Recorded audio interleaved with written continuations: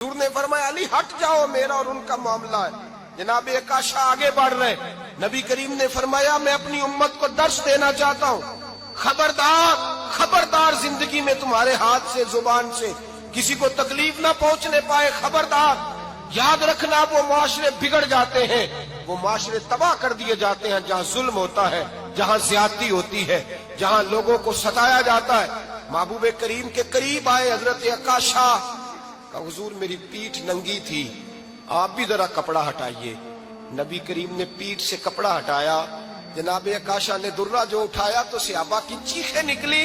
हजरत अकाशा ने दुर्रा दूर फेंका, हुजूर के बतने अतहर से लिपट गए, चूमने लगे, कहने लगे हुजूर वो तो सफे सीधी कराते लग गया था, आपने कहा मारा था? या रसूल अल्लाह मैं तो बहाना बना रहा था कि जाती दफा मुझे वजूद चूमने का मौका नसीब हो जाए, मुझे ये मौका नसीब हो जाए।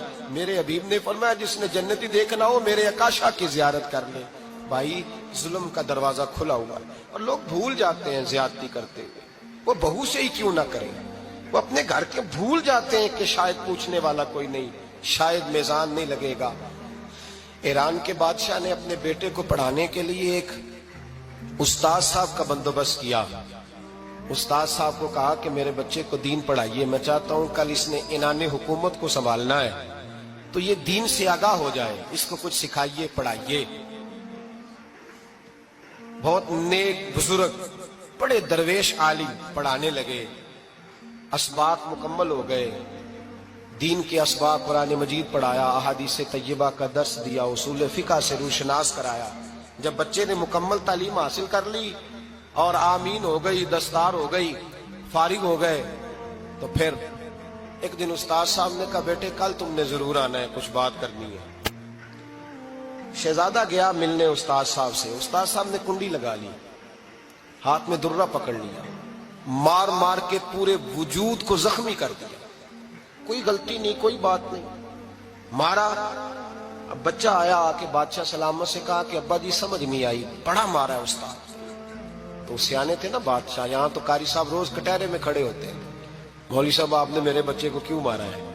आप 8000 के मौलवी है, मेरा कई करोड़ का बच्चा है, सवेरे बदल लेंगे, खबरदार आपने बच्चे को हाथ लगाया। अपनी हैसियत में रहे माज़अल्लाह। जो कौमें उस्तादों को कटहरों में खड़ा करती हैं वो तरक्की नहीं कर पाती, जो उस्तादों को कटहरों में रोज खड़ा करते हैं। कहा अब्बा जी बड़ा मारा है, तो वालिद बड़े समझदार थे, कहने लगे बेटा उस्ताद बाप होता है, वो ज्यादती नहीं करता, कोई बात होगी, मैं तेरे उस्ताद को कटहरे में नहीं बुलाऊंगा। अम्मा से बात की, अम्मा कहने लगी बेटा मैं तेरे बाप से कैसे बात करूं, डरा था। वक्त गुजर गया, 22 साल बीत गए,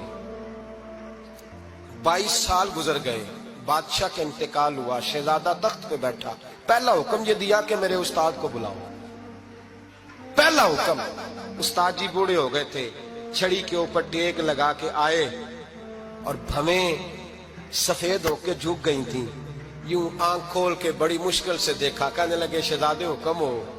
कब मैं शहजादा नहीं, अब मैं बादशाह बन गया हूं। उस्ताद जी 22 साल बीत गए, आपने मारा था, पर वो दर्द चूंकि ज्यादती की थी, मेरा कसूर कोई नहीं था, तो ना मेरी रूह से दर्द गया है ना मेरे जिस्म से गया है, मैं बेख्तियार था, पूछ नहीं सकता था, आज बाइख्तियार हुआ हूं। सबसे पहले पहला हुक्म आपको दिया, बुलाया है, बताए क्यों मारा था, क्यों मुझे मारा था, मेरी ज्यादती बताए।